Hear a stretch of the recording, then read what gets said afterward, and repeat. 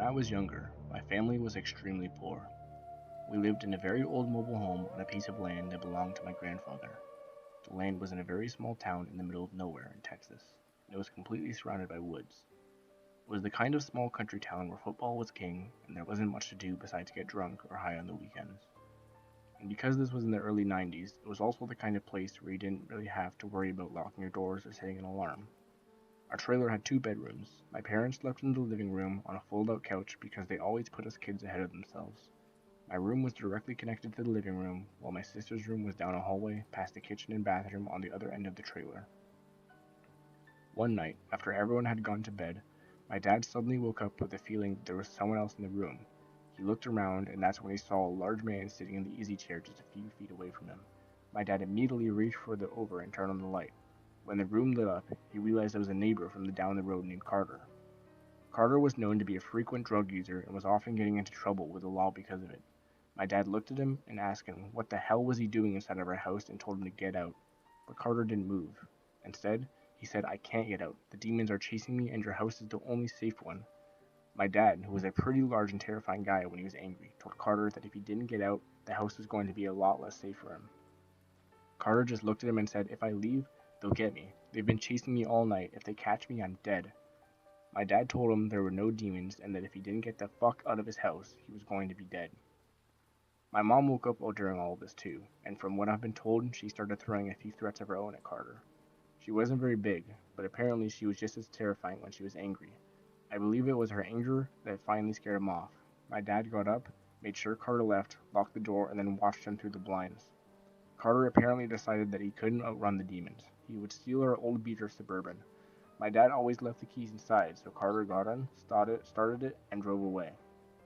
We called the police, but the closest station was about 20 or 30 minutes away. Carter ended up driving around for about an hour. Eventually, he brought the Suburban back, where the police arrested him and took him to jail. He was later deemed mentally unstable and ended up locked in a mental institution. You'd think that would be the end of the story. It wasn't. For years afterward, our family started getting strange phone calls. We'd answer the phone, and there would be nobody speaking on the other end. There would just be music. And the music would have strange lyrics like, "I'm going to kill you." These calls lasted for years, and seemed to follow us. We moved from house to house, changed our phone numbers, and even moved to different states. But somehow, the calls would still happen. We always thought it was Carter sending us a message.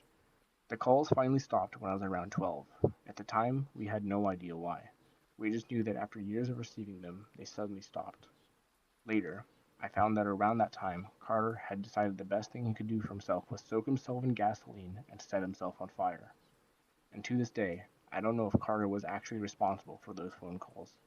I don't know who was on the other end, and I don't know if the music was really meant for us. All I know is that one night, my dad woke up and found a man sitting just a few feet away from him inside our own house because he believed demons were chasing him. And for years afterward, someone kept calling our family and telling us they were going to kill us. The calls stopped around the same time Carter died. I'll never know if that was a coincidence, but honestly, I'm not sure I want to.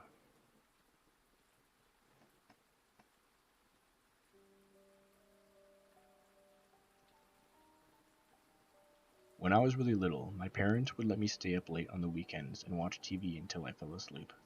I really loved these times, and I would stay up later than anybody else just because I could. Well, one night I was almost asleep on the couch when I heard a noise on our front porch.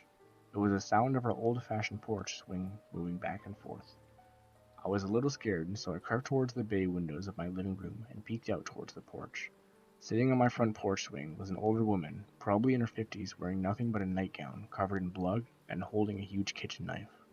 I flipped out immediately and ran screaming into my parents' room, but was too terrified to form words. My parents saw that I was upset, but when I finally was able to tell them what I saw, my dad got really angry and told me that it was just a dream and to go back to bed.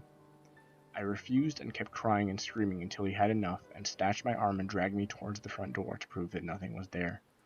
I kicked and screamed all the way trying to make him stop, but he kept pulling me. Finally, we got to the door, he unlocked it, swung it open, and said, "See, there's nothing."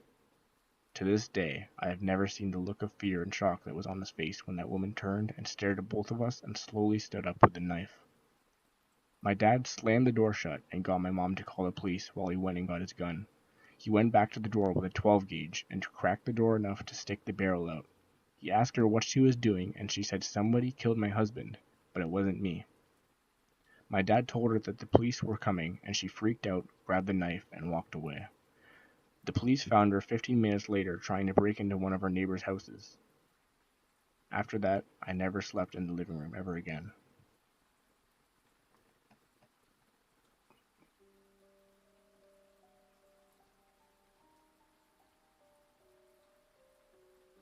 I've had a few strange experiences in my life, but here's one of the creepier ones I personally had. My parents live in a house built in the 1760s on the coast of southern Maine. It's a center chimney cape with a long L off the back. When they first purchased the house, I did some research on the property and the owners through the years. The house was built by the Eaton family and was handed down to the family from generation to generation until about 1860 when it was sold. Between 1820 and 1830, the Eaton family lost both parents and 8 of the 9 children to premature death. Most of them died of tuberculosis. I had returned home from college to stay with my parents during winter break.